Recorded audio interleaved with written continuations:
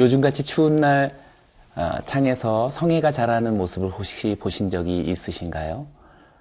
그 모습은 큰 강이 흘러가면서 작은 지류들을 만드는 모습과 닮아 있습니다. 나무가 자라면서 점점 가지가 뻗어나가면서 퍼져나가는 그 모습과도 닮아 있습니다. 또 산과 산이 어우러져서 산맥을 이루며 쭉 흘러가는 그 산맥의 모습도 닮아 있고요. 심지어는 우리 혈관 속에 그 혈관이 뻗어가는 그 모습도 무척 닮아 있습니다. 이와 같은 하나의 작은 부분이 전체의 모습과 동일한 유사한 모습을 띠고 있는 것을 가리켜서 우리는 프랙탈 이론으로 그렇게 설명하기도 합니다. 부분이 전체를 닮았고 전체가 부분을 닮았다라고 하는 자기 유사성의 개념을 설명하는 기하학의 한 이론인 것이지요. 그런데 생각해보면 모든 우주 만물이 사실 그런 것 같습니다. 오늘의 말씀도 사실 그렇습니다.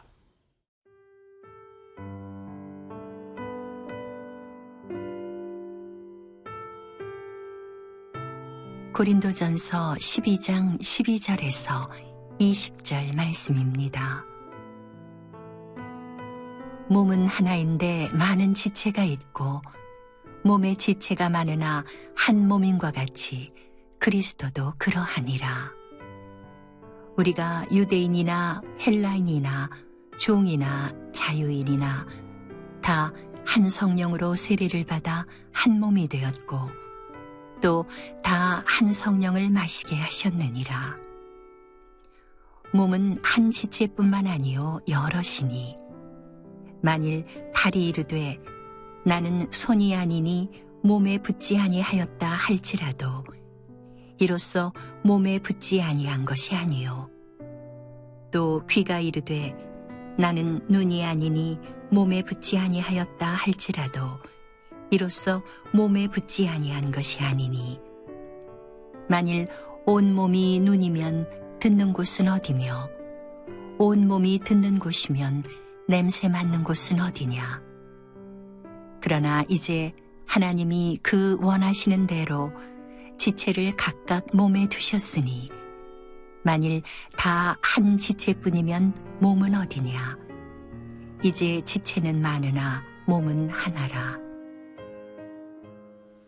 12절의 말씀을 한번 보기 원합니다. 몸은 하나인데 많은 지체가 있고 몸의 지체가 많으나 한 몸임과 같이 그리스도도 그러하니라. 부분이 전체를 닮고 전체가 부분을 닮은 자연과 우주의 모습이 그러하듯이 몸은 하나인데 많은 지체가 있고 또 몸의 지체는 많지만 또한 그것은 한 몸이다 라고 하는 교회의 의미도 사실상 동일한 의미를 우리들에게 이야기하고 있지 않겠습니까? 왜냐하면 그리스도도 그러하니라 라고 고백한 표현에서 이유가 있습니다. 창조주 하나님이신 그리스도로부터 모든 만물과 우주가 기원되어진 것이기에 그것은 부분이든 전체이든 닮은 모습을 갖고 있을 것입니다. 때문에 교회를 설명하고 있는 많은 지체가 한 몸이 되었고 또 한 몸에 많은 지체가 있으나 그것은 한 몸이다라고 하는 교회의 의미 역시 그리스도를 닮은 것이라고 할 수 있겠습니다. 이러한 의미는 성령의 역사도 마찬가지로 설명됩니다. 13절을 보겠습니다. 우리가 유대인이나 헬라인이나 종이나 자유인이나 다 한 성령으로 세례를 받아 한 몸이 되었고 또 다 한 성령을 마시게 하셨느니라. 유대인과 헬라인, 종과 자유인으로 대비되어지는 우리가 비록 서로 다르지만 그것이 대결로, 갈등으로, 분리로 서로 다름으로 설명되지 않고 한 몸으로 같을 수 있다라고 성령의 역할은 우리들에게 말해주고 있습니다. 이 모든 것은 성령으로 우리가 하나의 세례를 받았기 때문이라고 설명한 이유입니다. 성령의 세례와 성령의 역사는 유대인과 헬라인 그리고 종과 자유인을 서로 분리시키지 않습니다. 서로 대립되게 하지 않습니다. 서로 다름으로 인하여서 장벽을 들고 차별하지 않습니다. 오히려 성령의 세례, 성령의 역사는 모든 대립과 갈등과 또 차별과 반목을 해소시키는 각양의 차별성을 하나로 통일시키는 능력이 된다라고 할 수 있겠습니다. 또 다른 예를 보기 원합니다. 15절부터 16절입니다. 만일 발이 이르되 나는 손이 아니니 몸에 붙어있지 아니하였다 할지라도 이로써 몸에 붙지 아니한 것이 아니요 또 귀가 이르되 나는 눈이 아니니 몸에 붙어있지 아니하였다 할지라도 이로써 몸에 붙지 아니한 것이 아니니.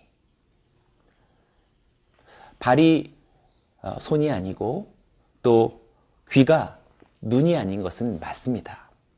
그러나 발이 손에 비해서 그리고 귀가 눈에 비해서 천대받을 수 없다라는 것이요. 또 발과 귀가 그로 인하여서 몸에 붙어 있지 않다라고 스스로 열등하게 여겨져서 스스로를 비하할 수 없다라는 사실입니다.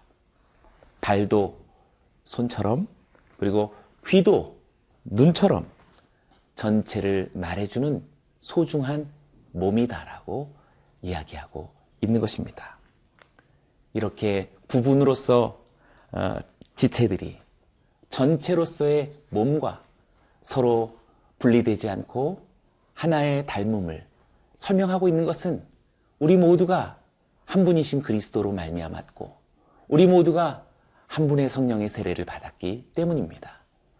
그리스도의 제자이신 성도님들이요, 성령의 세례를 받으신 성도들이요, 여러분들의 삶 속에 어떤 차별도, 어떤 대립도, 어떤 갈등과 반목도 주 그리스도와 성령의 능력으로 하나 되게 하는 그런 소중한 하나님의 사람들 되시기를 축원합니다.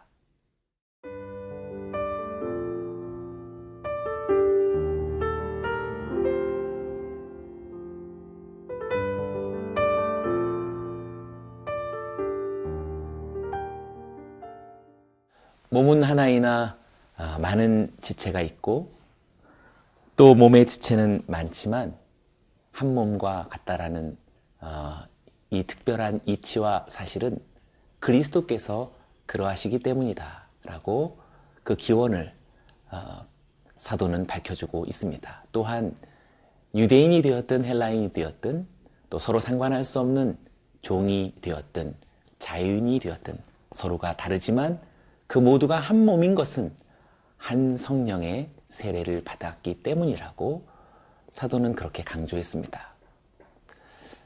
사도는 여기서 이 소중한 이치를 여기서 멈추지 않습니다.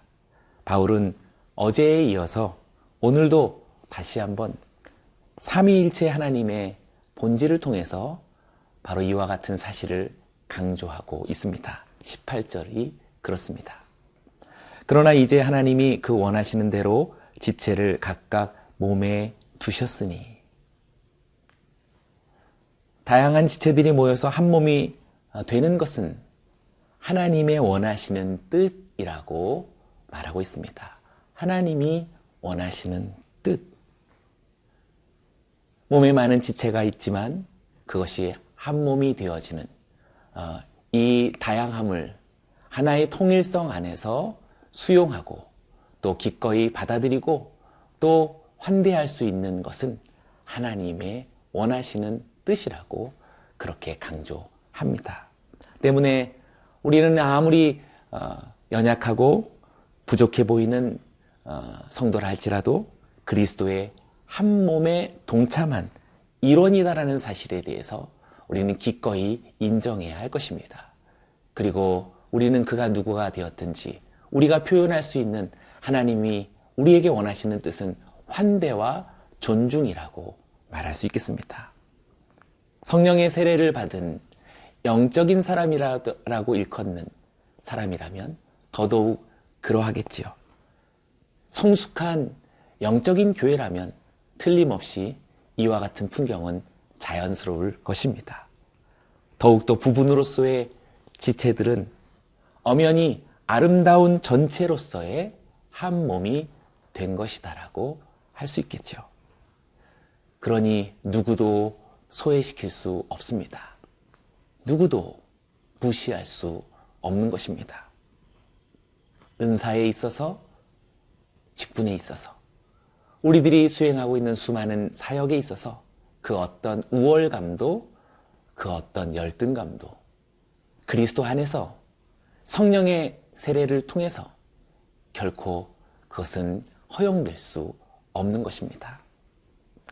사랑하는 성도 여러분, 저는 여러분들의 삶과 신앙이 더욱더 영적인, 성숙한 하나님의 사람들이 되어지기를 원합니다.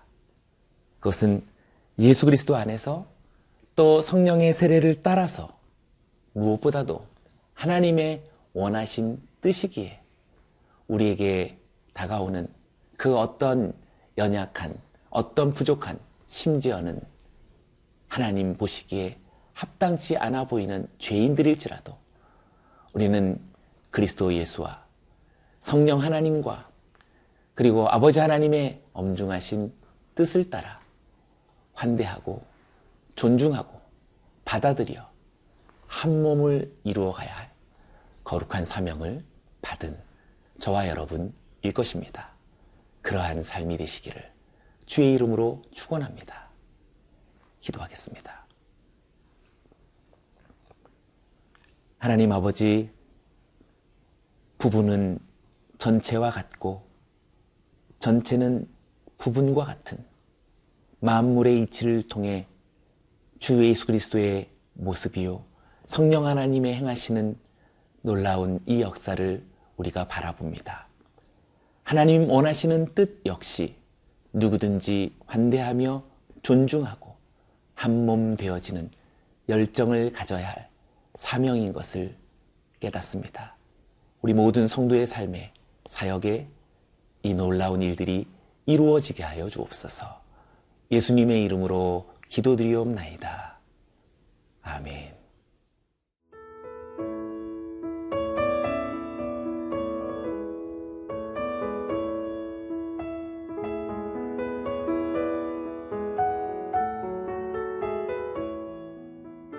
이 프로그램은 시청자 여러분의 소중한 후원으로 제작됩니다.